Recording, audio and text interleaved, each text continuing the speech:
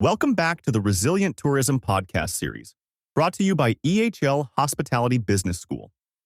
This podcast is part of the Resilient Tourism Project, funded by InnoSuisse through the flagship program.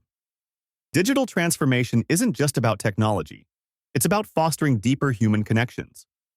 In Season 3, we explore high tech for high touch with leading experts and innovators, where we ask ourselves the following question. How can we balance technology and human touch in hospitality and tourism, where people are key to success? Today on the podcast, we're interviewing Claudia Beaufort. Claudia is the Chief Commercial Officer of Zermatt Hospitality Group, which manages 9 accommodations and 20 dining establishments, including the renowned 5-star Grand Hotel Zermatterhof. With a strong background in the hospitality industry, Claudia is known for her expertise in leveraging digital technology to optimize operations, enhance guest experiences, and drive business growth. Her innovative approach has been key to the group's digital transformation, blending tradition with cutting-edge solutions to ensure efficiency and elevate service quality in an ever-changing market. Hello, everyone. Thank you for listening to our podcast. Today, our guest is Claudia. Claudia, can you please briefly introduce yourself to our audience? Yes, hi, my name is Claudia Beaufort and I'm the Chief Commercial Officer at Zermatt Hospitality Group. Although my day-to-day focus is on marketing, sales and revenue management, my strategic approach is always to develop the operational with the digital to prepare our business for the future. This is really excellent because we really want to know how do we leverage digital technology for operation. So, Claudia, before we start, can you please tell us something that you are proud of, but it's not mentioned on your CV or your LinkedIn profile? Well, from my CV, you can see that I've been in the hospitality and tourism industry on and off for 20 years. But in between, I've worked in many different industries, including academic publishing, television, and technologies such as software and app development. And so I am proud of the fact that often I have not actually taken the path of least resistance, but instead took risks to switch industry and learn new things, because this is now really invaluable experience in the hospitality industry of today. Today, you don't only need to be great with people and clear in your brand messaging, but also very tech savvy. I totally agree with you. And that brings us to the first question. What is high tech in our industry? Can you give examples of the evolution of high tech over the years? What will be high tech in our industry 5 years from now? And how do we prepare for the future? I think hospitality has made huge progress in terms of technology in the last, few years. Obviously, high tech is everything to do with booking process. So distribution and online services have taken enormous steps forward in the last few years. We don't really receive bookings anymore by fax and email as we used to. This has all been replaced by digital services. And also in terms of restaurants, a few years ago, no one thought it necessary to book a restaurant online when they could just as easily call. But I think what customers want now is they want certainty. So they prefer the ping of an app with a confirmation screen when they book a table to calling a restaurant and speaking to someone with lots of noise in the background. And then I think on the back end of that, we have now AI-powered revenue management systems. We have cloud-based property management systems. And then there are the kind of byproducts of the digitally led era, such as digitized guest directories or guest registration cards, which obviously all came out of the COVID era.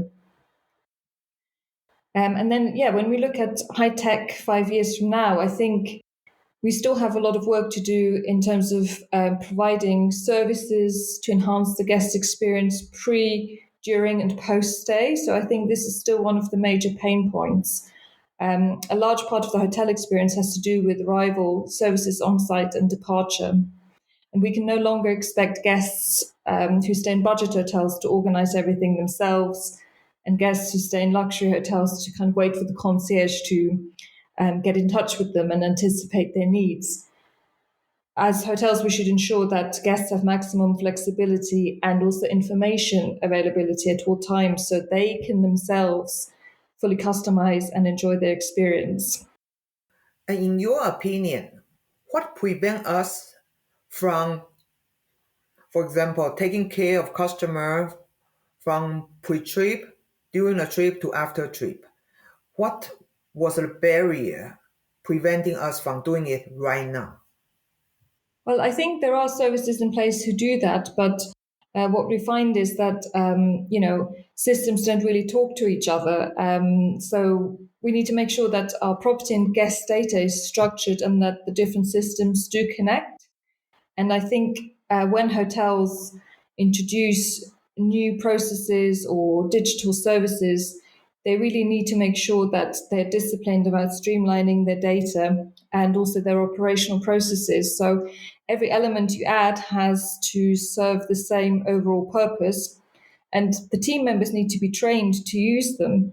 So I think what happens often is that someone from one department introduces a system and then some data gets sent into a kind of nirvana black box, and it's not mined properly, which is obviously frustrating for the guest and for the team members. Okay, very good.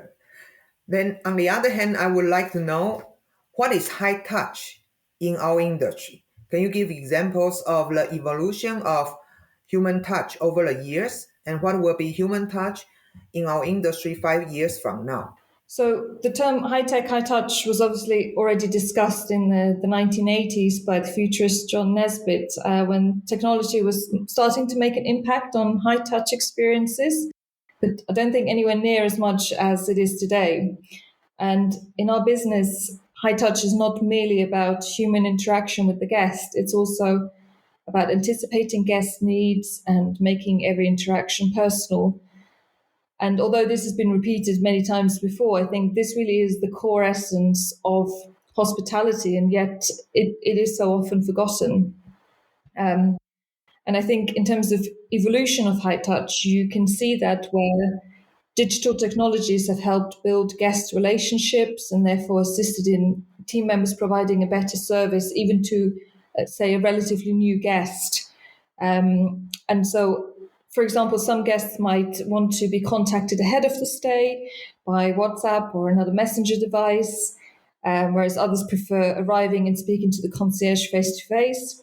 So I think the core essence of high touch hasn't really changed, but now multiple platforms are used to deliver it. Very good. Very, very good. Then the next question is, should every business aim for high tech, high touch? And what factors should companies consider when deciding their strategic positioning? That's a good question. I think every business has to aim for high tech, high touch. I don't think there's any way around it. Both high tech and high touch are an investment in the future and require continuous attention. So, in terms of, say, high tech investment, if you can streamline processes and get a return on your investment by either increasing guest satisfaction or you could sell ancillary services, you should not lose time as a business and get involved. I think it can also depend, obviously, on the level of hospitality that you're working in to evaluate how much personal interaction is wanted. But as an example, for me, who wants to fill in a laundry form and then call housekeeping? Why has this not been digitized in every hotel from 1 to 5 star? I'm pretty certain most hotels would make more money from services such as laundry if it was more digitized. But the personal interaction here is actually an obstacle to me. I think it's a very interesting example you just mentioned because it is true. No matter which hotel I went to, the laundry is still done with a piece of paper. You are so right, and I have no idea why, but every place is the same. Yes, and it ends up being quite random because you have to then check your items, and why can't you just take a picture or scan it with a barcode, and then you get confirmation of when it's going to be delivered. So I think that it's small things like that, I think, where human interaction is not needed, and it creates a barrier to revenue and guest satisfaction. And what we do is strategically, we always ask the question, where do we make money, save money, or increase guest satisfaction? So this is how we operate in our business. And we also look at guest feedback. So we receive thousands of reviews every year. And what is interesting is that reviews barely ever mention, technology in positively or negatively. So what they do mention is good or bad service. So the high touch really is at the core of the hospitality experience. And I think the technology side of it is something that should be seamless and in the background. I think it's very interesting the way you describe it. And I really appreciate your insight about laundry. And what we really like to do is open people's mindset. They need to think differently. And sometimes when we are in an environment for so long, we are so used to see it without seeing it. And that's why I appreciate your laundry example because it's still done everywhere. Okay. So how can we think differently? But the next thing we want to know is what will you never use technology to replace with? I have a great example from last week when I stayed at a top luxury hotel in London, which has recently been extensively refurbished. When I arrived and came into my room, I noticed immediately a strange smell of kitchen extractor fan. And I mentioned this to reception, who sent housekeeping to check, and they confirmed that yes, there is definitely something not right with this room today. I was able to move rooms immediately, and this quickness of service really made my stay. I got a bottle of champagne in the room and an apology. And it took not only a human from housekeeping, but also a service-oriented front desk manager who instantly recognized that I was not happy with my sensory experience. I think if I'd had to resolve this situation with a chatbot, it would have, one, taken much longer, and two, frustrated me even more as a guest. So humans can read body language, process sensory information such as smell and touch and visual cues, all at the same time, and they can then respond with genuine empathy, which is becoming more rare and important in this busy world. I agree with you. So the next question is how can business effectively deliver high-tech, high-touch experiences? What does delivering high touch in a tech-driven world entail? What technologies or innovations are essential for the success? I think what is important is that we should use technology to really support our team members in delivering the high touch experiences.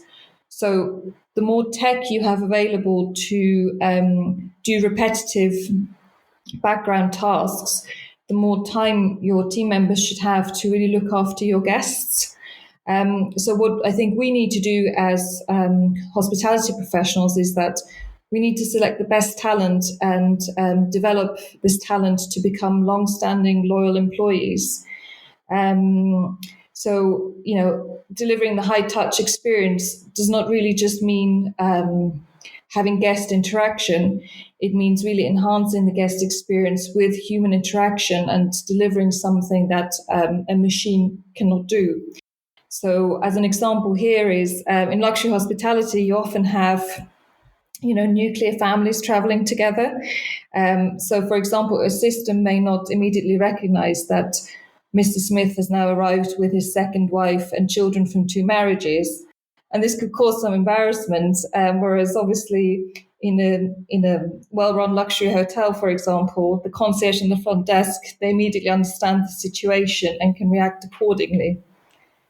I think it's a very delicate situation. It is something probably happens all the time. And how do you know the relationship without actually asking embarrassing or difficult questions? I think that's the art of serving and hosting this kind of guest. Exactly, and I think it's also what makes our jobs very interesting. People who work in hospitality are normally in the industry because they really enjoy guest interaction. They enjoy meeting new people every day, and I think if technology gives you the opportunity to spend more time with guests and learn more about them, based on the data they're willing to share, then I think you can become better at your job and you can enjoy your job more, therefore. I like what you say about, we need to have the best talent and then develop them. But the reality is our industry has a talent shortage problem.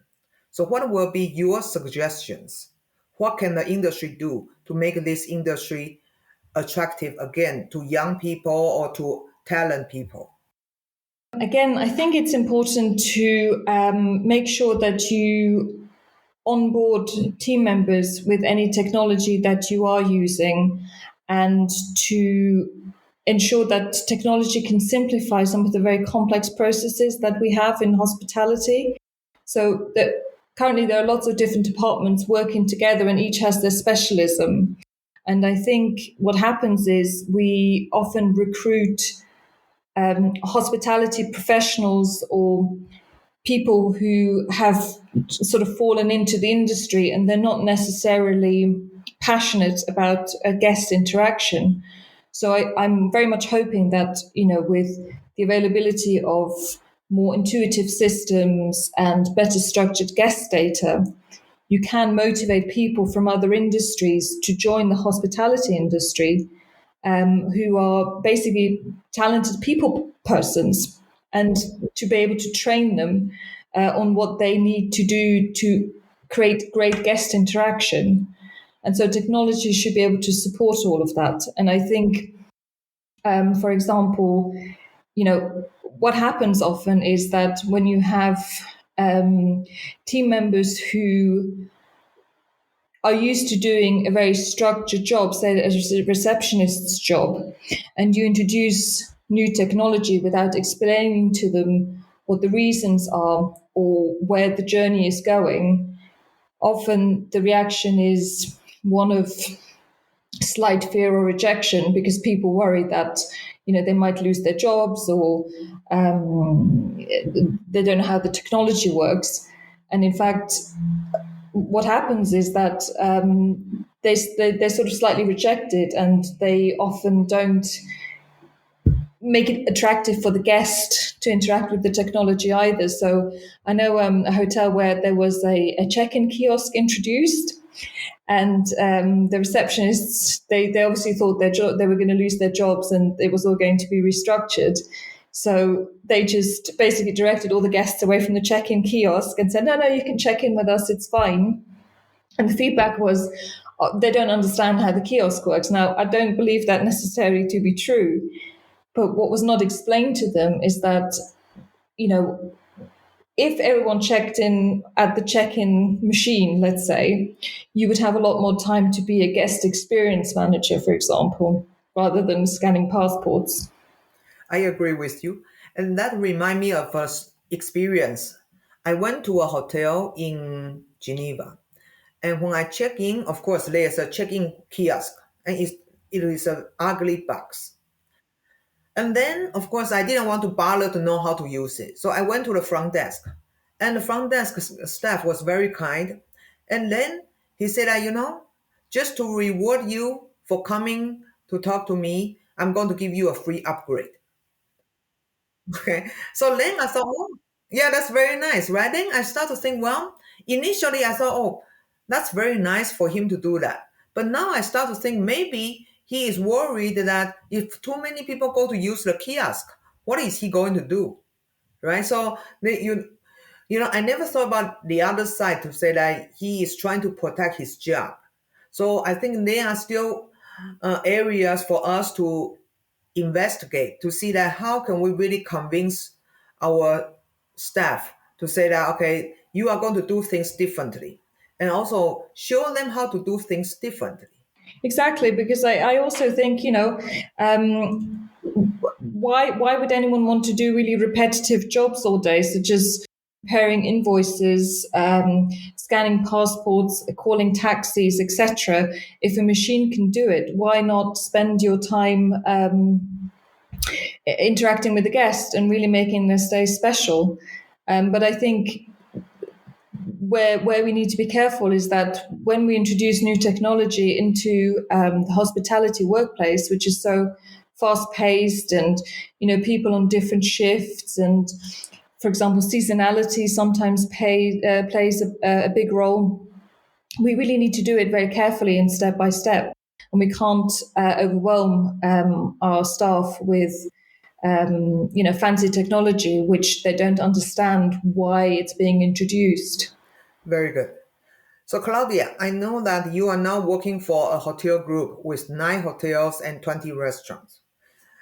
My question is actually, should SMEs consider transforming into high-tech, high-touch?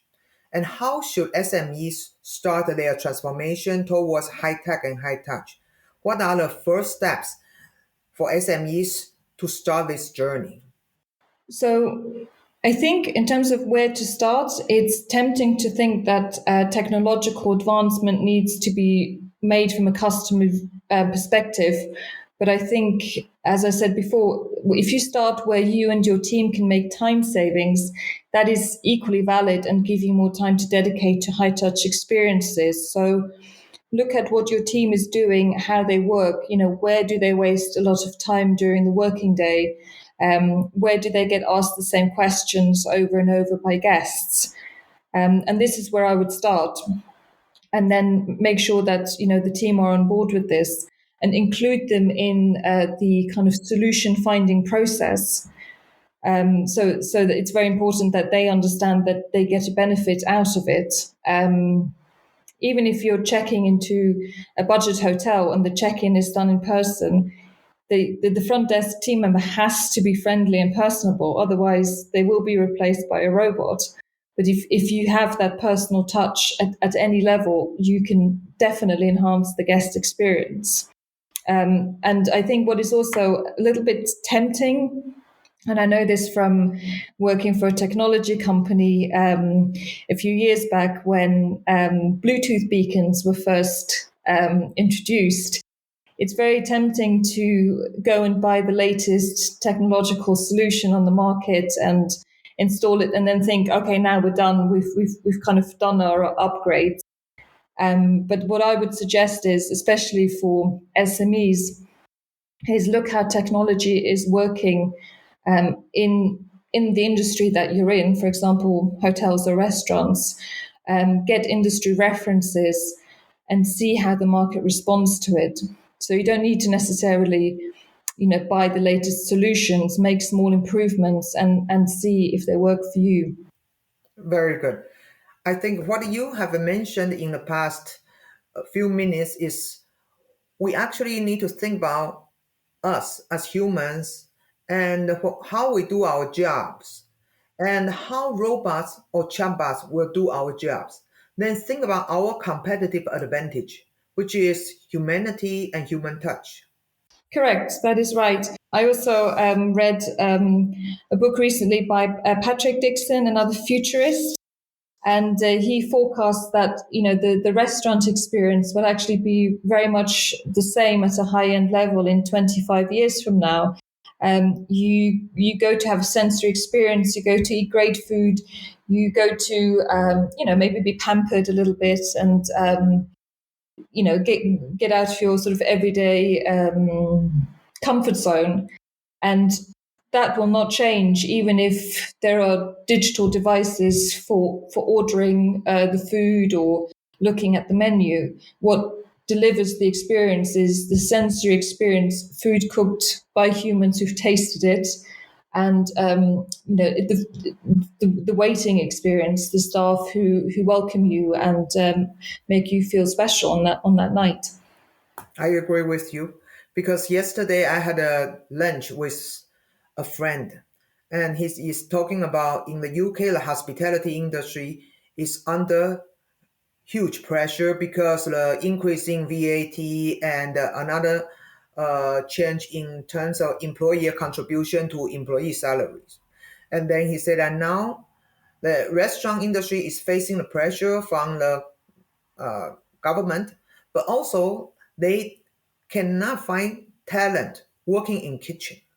So that's what we also think about in the future. Maybe will be two end of the market. The first one will be robots cooking for spaghetti Chinese food. And the other one will be what you just mentioned. People are willing to pay for the sensory experience, the experience only human can understand, create, and appreciate.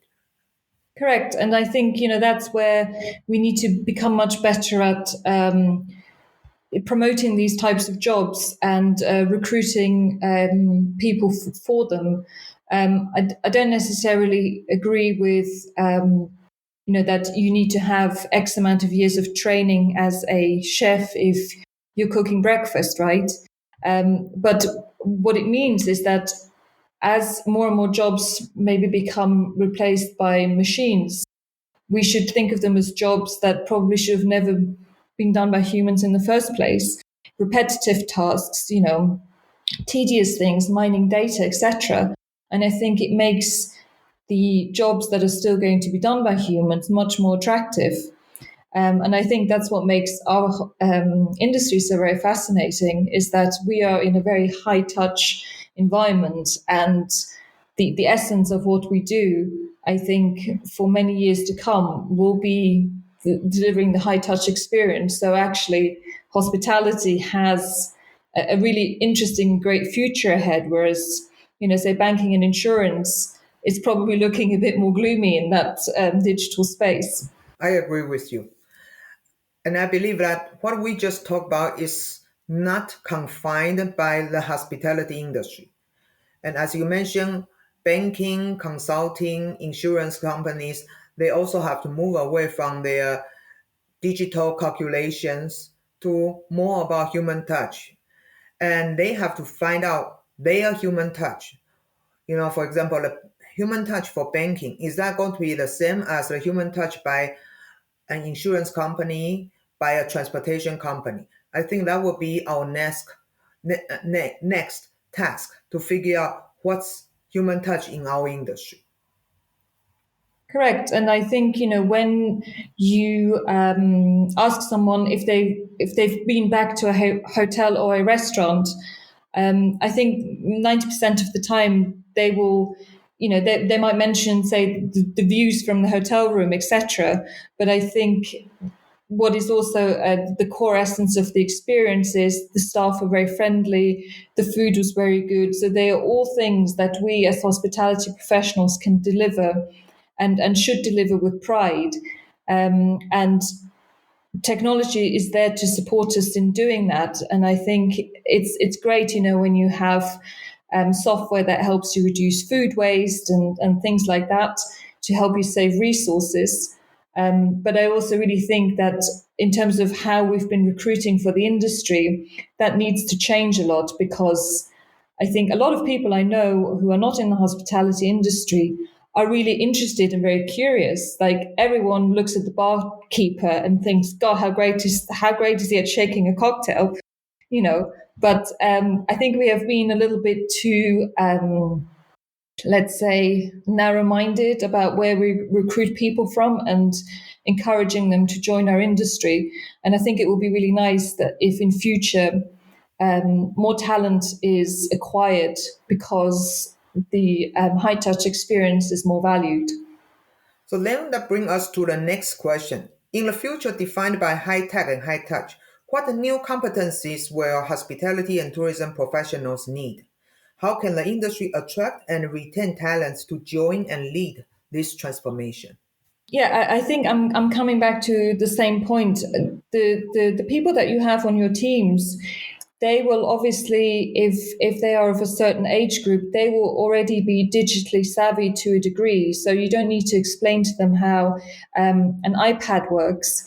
But what happens is, I think young people nowadays are almost a little bit afraid of interacting with strangers, because they've grown up talking to other people on messenger apps, or sending emails, etc.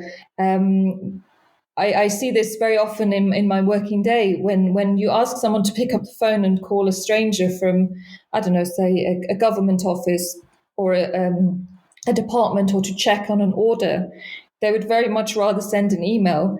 So training people to hone their interpersonal skills and appreciate them, and also develop their own personality to become more confident in interacting with guests, I think is hugely important. And what we do, for example, at Zermatt Hospitality Group is we've introduced training courses in guest interaction simply because we have a very international clientele. So we have guests from from Canada to New Zealand and everything in between, and they will have different cultural backgrounds and different expectations of a valued guest experience. So, as a member of staff working in Zermatt for the season, and you've just come from Spain or Portugal, you really need to be able to adapt very quickly. And we cannot expect people to just know these things. We need to train them. This is excellent. With globalization, it is true. We have more and more customers coming from all over the world. And we always assume that staff members know how to interact with all these international guests, but it is not true anymore. We have to change our assumptions and simply be able to say a few greeting words in their language. Not enough for them. We need to do more. And I am really glad to hear that you guys actually are investing in training guests in guest relationships, especially focusing on a different part of the world. So thank you very much. And at the end, I would like to ask you, is there anything I didn't ask, but you want to share with our audience? Well, I think the questions you asked are spot on, and they really relate to what is happening in the industry now. I think what is the most interesting discussion point for me at this stage is, where are we going with all this data pooling and sharing that different industries are working on. So in, the tourism industry, we are trying to share data on, arrivals from at airports, travel data from Swiss train companies, overnight stays at hotels.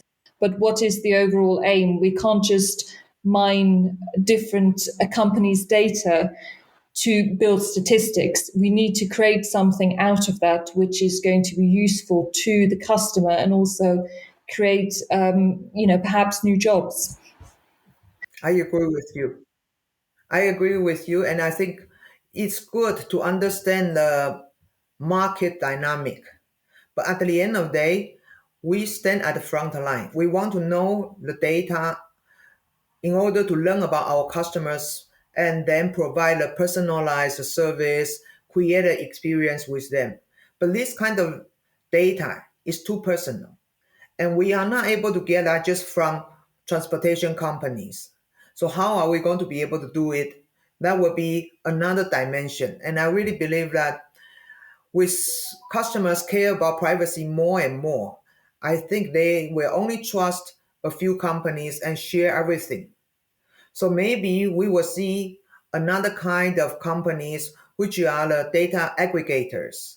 And they are going to be the one basically have the customer profiles.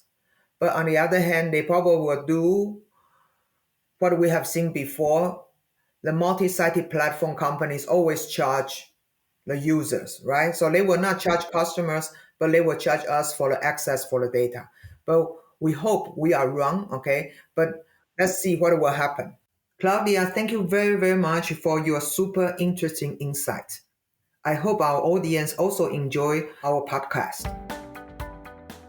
Thank you for listening to today's episode, and we would like to address a huge thanks to Claudia Beaufort for her great insights.